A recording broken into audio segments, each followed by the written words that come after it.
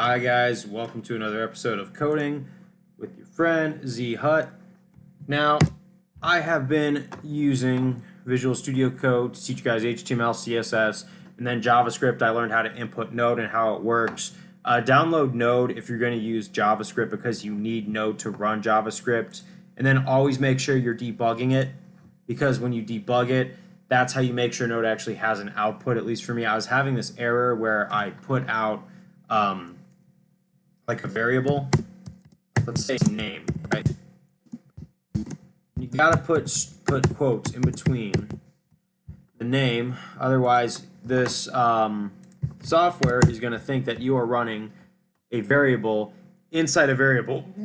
When what you want to do, excuse me, is you want to have a variable and then give it a value like always. So my name is zhut, and then console.log name.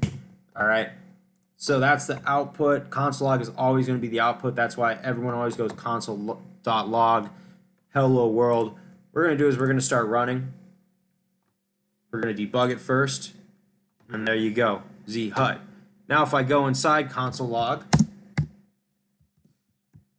and I go plus, then I go as a new YouTube channel. I put the space there because these strings don't count spaces if they're not there. That's number one. It puts it very close together. I'm going to run it. But see, it didn't run the new code, but that's because I haven't debugged it, and that's the number one thing. You have to debug it before you run it. zhut has a new YouTube channel. There you go, right there. If I were to take away that space, start debugging, play, you would have that, and there's no space there. But what we're gonna do is we are going to start with another variable.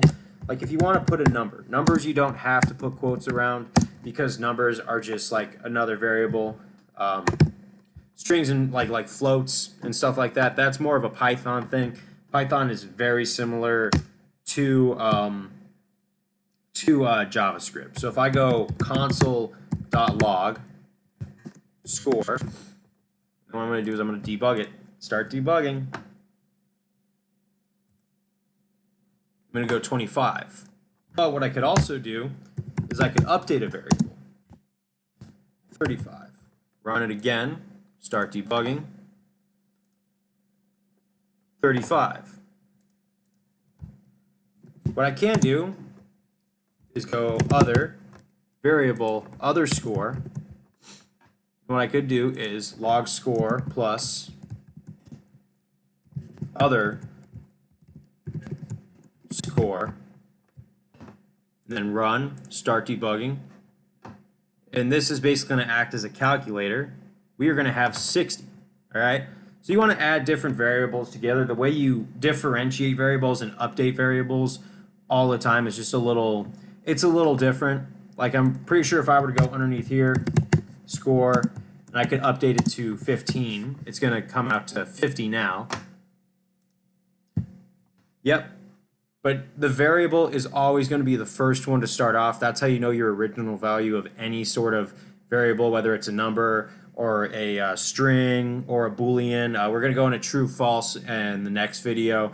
We're going to have variables, but we have variable score and variable other score, and then we update score. It completely ignores other score equals 35, and then it just adds 15 to 35 instead of 25 to 35.